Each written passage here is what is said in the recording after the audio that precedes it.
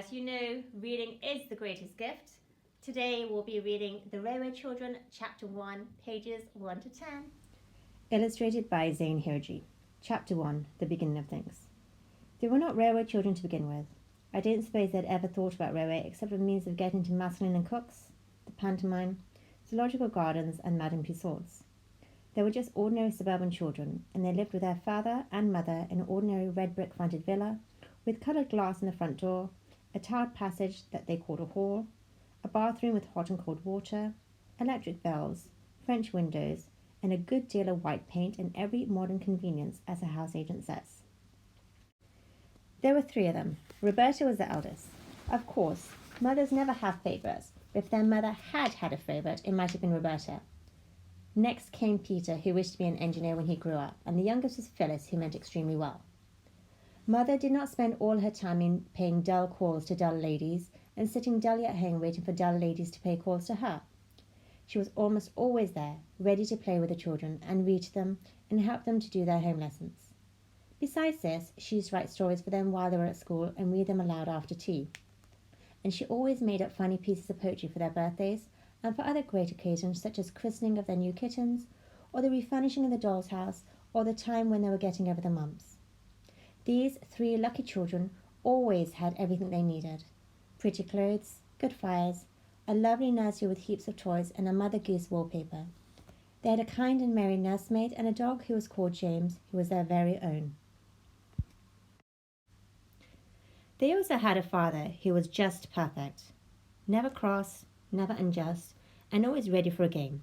At least, if at any time he was not ready, he always had an excellent reason for it and explained the reason to his children so interestingly and funnily that they felt sure he couldn't help himself. You will think that they ought to have been very happy, and so they were, but they did not know how happy till the pretty life in the red villa was over and done with, and they had to live in a very different life indeed. The dreadful change came quite suddenly. Peter had a birthday, his 10th. Among his other presents was a model engine, more perfect than you could have ever dreamed of. The other presents were full of charm, but the engine was fuller of charm than any of the others were. Its charm lasted in its full perfection for exactly 3 days. Then, owing either to Peter's inexperience or Phyllis's good intentions, which had been rather pressing, or to some other cause, the engine suddenly went off with a bang. James was so frightened that he went out and did not come back all day. All the Noah's Ark people who were in the tender were broken to bits, but nothing else was hurt except the poor little engine and the feelings of Peter. The others said he cried over it, but of course, boys of 10 do not cry, however terrible the tragedies may be which darken their lot. He said that his eyes were red because he had a cold. This turned out to be true, though Peter did not know it when he said it. The next day he had to go to bed and stay there.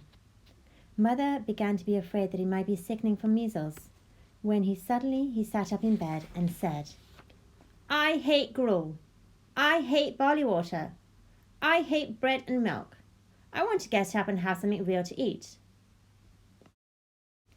"What would you like?" Mother asked. "A pigeon pie," said Peter eagerly. "A large pigeon pie, a very large one." So Mother asked the cook to make a large pigeon pie. The pie was made, and when the pie was made, it was cooked. And when it was cooked, Peter ate some of it. After that, his cold was better. Mother made a piece of poetry to amuse him while the pie was being made. It began by saying what an unfortunate but worthy boy Peter was. Then it went on.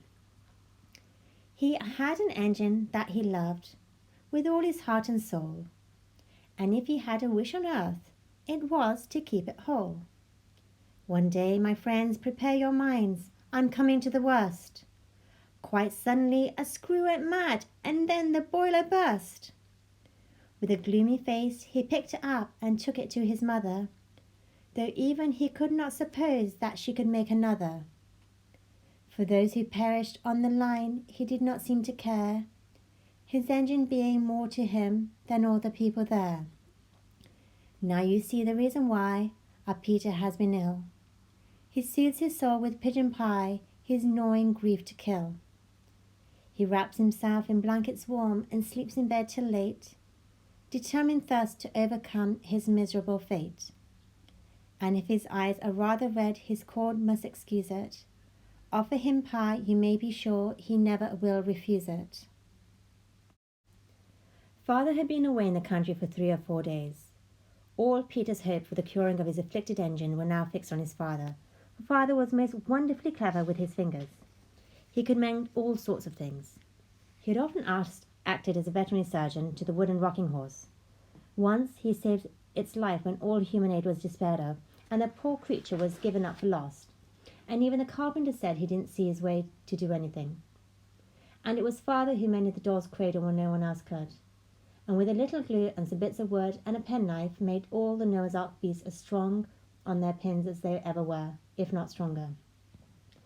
Peter, with his heroic unselfishness, did not say anything about his engine till his father had had his dinner and his after-dinner cigar.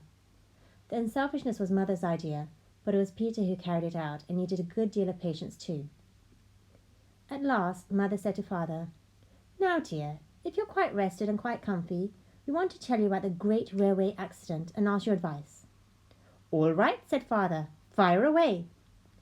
And then Peter told the sad tale and fetched what was left of the engine. Said Father, when he looked at the engine over very carefully. The children held their breaths. "Is there no hope?" said Peter in a low, unsteady voice. "Hope? Rather, tons of it," said Father cheerfully. "But it'll want something besides hope. A bit of brazing, say, or some solder and a new valve. I think we'd better keep it for a rainy day.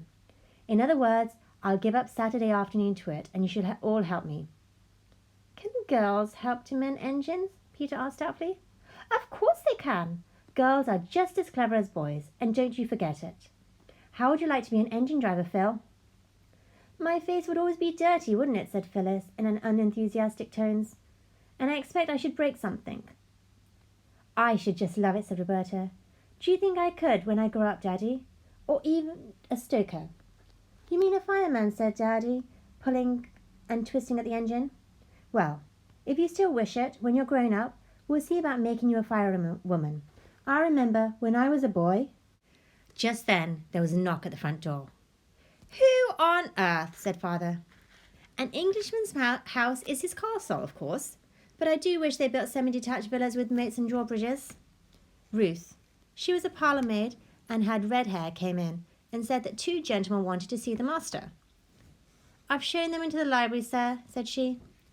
"I expect it's a subscription to the vicar's testimonial," said Mother, "or else it's the choir holiday refund. Get rid of them quickly, dear. It does break up into our evening so, and it's nearly the children's bedtime." But Father did not seem to be able to get rid of the gentleman at all quickly. "I wish we had got a moat and a drawbridge," said Roberta, "and then when we didn't want people, we could just pull up the drawbridge and no one else could get in. I expect Father will have forgotten about when he was a boy if he let them stay that much longer." Mother tried to make the time pass by telling them a new fairy story about a princess with green eyes, but it was difficult because they could hear the voices of Father and the gentleman in the library, and Father's voice sounded louder and different to the voice he generally used to people who came about testimonials and holiday funds. Then the library bell rang and everyone heaved a breath of relief. "They're going now," said Phyllis. "He's rung to have them shown out." But instead of showing anybody out, Ruth showed herself in, and she looked queer, the children thought. "Please, she said, "the master wants you to just step into the study. He looks like the dead, I think he has had bad news. You'd better prepare yourself for the worst. Perhaps it's a death in the family, or a bank busted, or—" "That'll do, Ruth," said Mother gently. "You can go." Then Mother went into the library. There was more talking. Then the bell rang again and Ruth fetched a cab. The children heard boots go out and down the steps. The cab drove away and the front door shut. Then Mother came in. Her dear face was as white as her lace collar and her eyes looked very big and shining. Her mouth looked just like a line of pale red. Her lips were thin and not their proper shape at all. "It's bedtime," she said. "Ruth will put you in bed." "But you promised we could sit up late tonight because Father's come home," said Phyllis. "Father's been called away. On business," said Mother. "Come, darlings, go at once." They kissed her and went. Roberta lingered to give Mother an extra hug and to whisper, "It wasn't bad news, Mummy, was it? Is anyone dead? Or—" Nobody's dead. No, said Mother, and she almost seemed to push Roberta away. I can't tell you anything tonight, my pet. Go, dear, go now. So Roberta went. Ruth brushed the girls' hair and helped them to undress. Mother almost always did this herself. When she had turned down the gas and left them, she found Peter, still dressed, waiting on the stairs. I say, Ruth, what's up? He asked. Don't ask me no questions, and I won't tell you no lies, the red-headed Ruth replied. You'll know soon enough. Later that night, Mother came up and kissed all 3 children as they lay asleep. But Roberta was the only one whom the kiss woke, and she lay mousy still and said nothing. If Mother doesn't want us to know she's been crying, she said to herself as she heard through the dark the catching of her mother's breath, we won't know it, that's all. When they came down to breakfast the next morning, Mother had already gone. To London, Ruth said, and left them to their breakfast. There's something awful the matter, said Peter, breaking his egg. Ruth told me last night we should know soon enough. Did you ask her? Said Roberta with a scorn. Yes, I did, said Peter angrily.